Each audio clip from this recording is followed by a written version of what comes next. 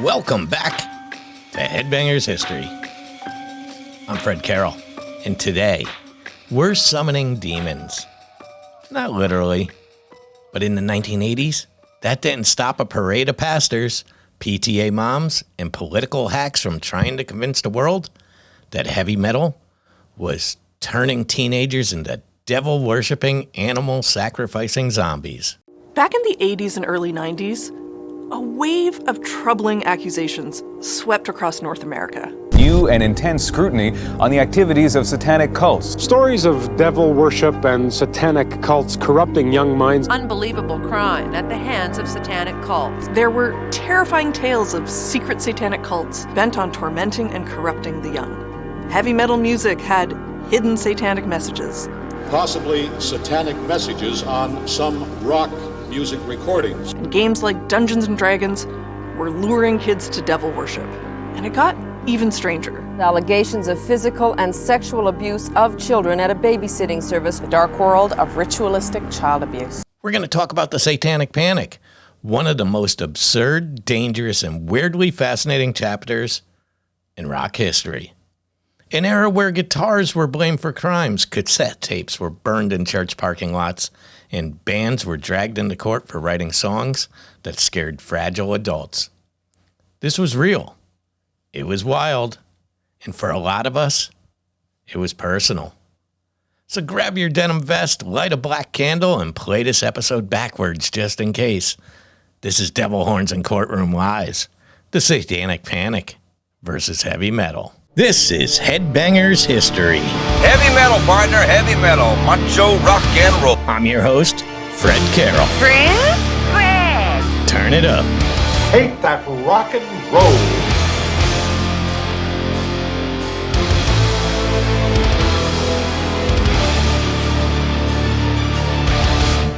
So the late 70s had already cracked the door open with Dungeons & Dragons, horror movies, and televangelists ranting about corruption.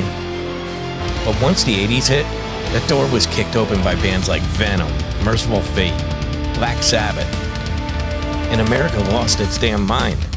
Suddenly, album covers were evidence, lyrics were confessions, and every metalhead with a Walkman was one step from sacrificing a goat under a full moon. The media helped pour gas on this fire. Geraldo Rivera. Go check him out. You could find him on YouTube. Let me introduce our guests today.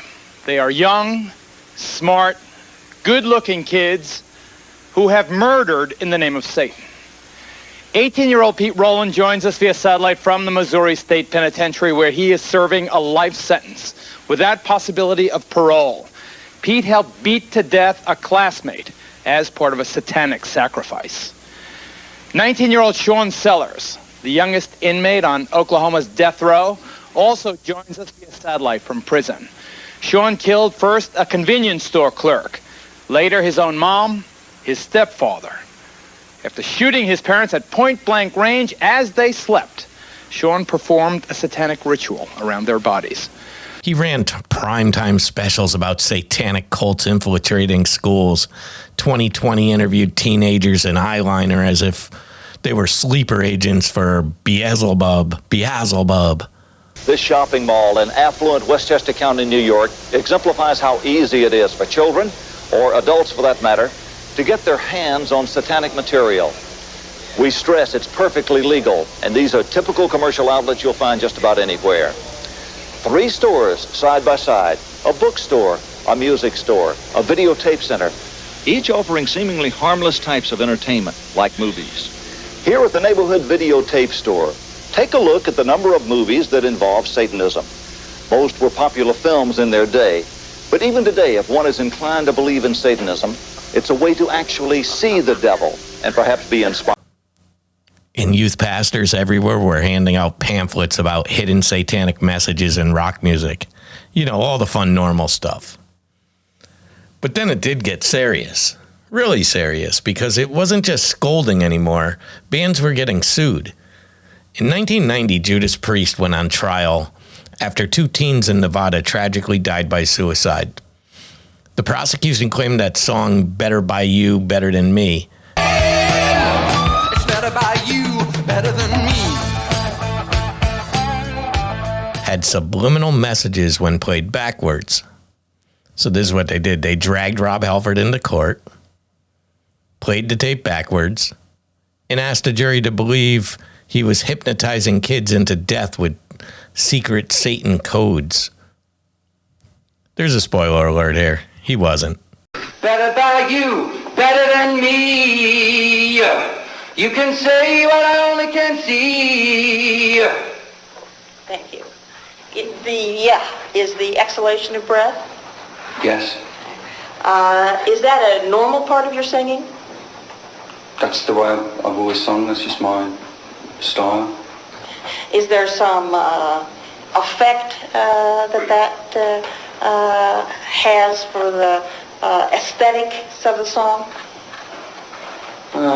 It's just the way it's performed, you know, the emotion involved and the feeling that you give out when you're singing it. Are there subliminal duets on the Better By You, Better Than Me song? Absolutely not. You could see the whole trial or parts of it. There's many episodes of this, and I've done a few myself. You could head over to Headbangers History on the video page, or just Google any of this. Ozzy Osbourne got hit. His song Suicide Solution, which was written about alcoholism and self-destruction. Wine is fine, but whiskey's worth.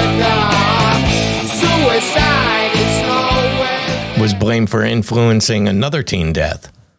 Never mind the context. Never mind the real pain the song was trying to express. Context had left this courtroom. Fear was running the show. So here's the part they didn't expect.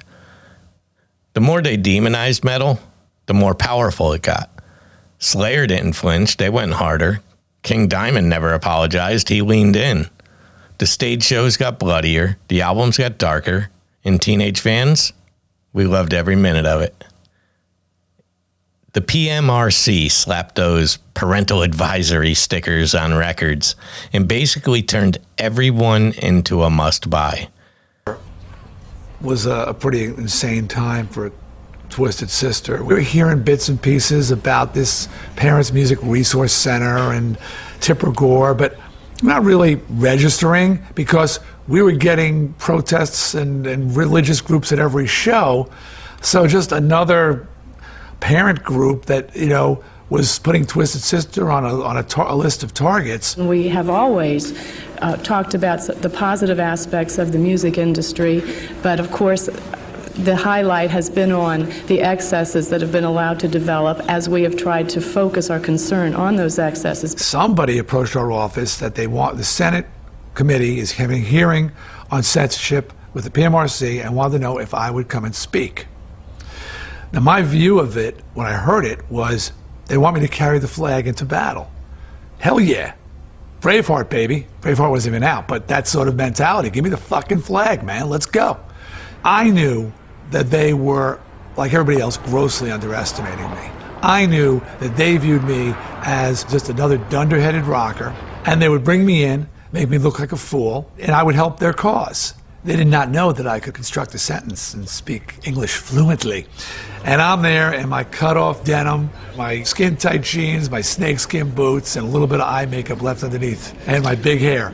And I ain't getting dressed up for nobody. I'm a dirtbag, and I'm proud. And I'm playing these people like, mentally I'm setting these guys up for the kill. I have got my speech in my back pocket, which I have worked on for a few weeks and honed and refined till it's a freaking nuclear weapon. Folded up like a gazillion times, like a bad kid bringing his homework to school. You know, when I open it up and I'm flattening it out on the table, really deliberate, and they're going, oh man, this is a lamb being brought to the slaughter. And I start reading. Since I seem to be the only person addressing this committee today who has been a direct target of accusations from the presumably responsible PMRC, I would like to use this occasion to speak on a more personal note and show just how unfair the whole concept of lyrical interpretation and judgment can be, and how many times this can amount to little more than character assassination. And I am just tearing apart everything that they've accused me of, disproving beyond a shadow of a doubt that everything they've accused me of has been wrong, false, and they are scrambling. They were saying that Under the Blade was about sadomasochism and bondage. It was about my guitar player's throat operation. It's not really a wild leap of the imagination to jump to the conclusion that that's about something other than surgery or hospitals, neither of which are mentioned in the song. No, it's not a wild jump, and I think what I said in one part was that songs allow a person to put their own imagination, experiences, and dreams into the lyrics. People can interpret it many ways. Ms. Gore was looking for sadomasochism and bondage, and she found it. Someone looking for surgical references would have found it as well. Yeah. I said, I can't help that Tipper Gore's got a dirty mind, and Al Gore just, oh my God, he really jumped over the table. They were saying, we're not going to take it, it should be on the Filthy 15 for violence, and it was no more violent than the Declaration of Independence. The PMRC rated songs according to violence, the occult, sex, drugs, and alcohol. And although Dee Snider talked about throat operations and standing up for your rights, most metal songs deal with those labels became badges of honor. You didn't just want the music, you wanted the danger that came with it. We weren't worshiping Satan. We were rejecting bullshit. And if Satan scares your parents, well, that's just a bonus. It really was. It was fun. But it wasn't just about the music. The satanic panic spilled into everything. Families were torn apart by false memories. Innocent daycare workers were accused of ritual abuse with zero evidence. And the adults, the ones sure they were saving children, ended up hurting them more than any band ever could have. Heavy metal didn't cause evil. It gave voice to people who are already hurting. It was a loud therapy, catharsis at 120 decibels, and most of the time it was just a kid with headphones trying to make it through the day. But this wasn't a cultural moment. It was personal. I didn't just hear about albums getting trashed. I watched mine go straight into the garbage. My father, a great guy, an amazing man, he threw out my copies of Possess 7 Churches, Motley Crue Shout at the Devil, Slayer's Hell Awaits. Gone, burned in the name of righteousness. And what did I do? I just bought them again. All he did was market them and force me to go out and buy them all over again. He thought he was saving me from hell, I guess. I basically became a one-man promo team for Satan, I guess, without even believing in him at all. No one on a school bus knew what Metallica was, so naturally I was a Satanist. I wore that label like a patch on my jacket, not because I believed it, but because they did. The irony, I'm an atheist, have been for a long time, but I'm also not the guy who's going to tell you what to believe. You do you, seriously. But when I was young, I was stuck in 2 religions, 2 homes, hearing the sermon say the other was false. So I started asking questions, such as, if the devil is bad and I'm bad, why would he punish me? Wouldn't he reward me? Throw me a welcome party with skull cake and eternal Wi-Fi. It just didn't add up. And when things don't add up, I question them. Always have. Probably always will. The satanic panic damaged more than record sleeves. It hurt trust. It made teens feel alien, unsafe, even in their own homes. It taught parents to fear instead of listen. And yet somehow, in all of that madness, metal survived. It thrived. We kept our tapes. We passed them around. We wore the shirts, blasted the speakers, learned the solos. And when the smoke cleared, we were still standing. So to every headbanger who had to hide their tapes in their closet, to every kid who got called a devil worshiper for wearing a Slayer patch, to every person who found their truth in the middle of a panic, this episode's for you. Make sure you check out the YouTube page for bonus footage, visual throwbacks, extra riffs from this wild era. Do me a favor and subscribe, leave a comment. You guys know what to do. I don't have to tell you. Especially if you survived this satanic panic. Tell me some of your stories. I'm Fred Carroll. This is Headbangers History, the podcast. I'll see you again next week.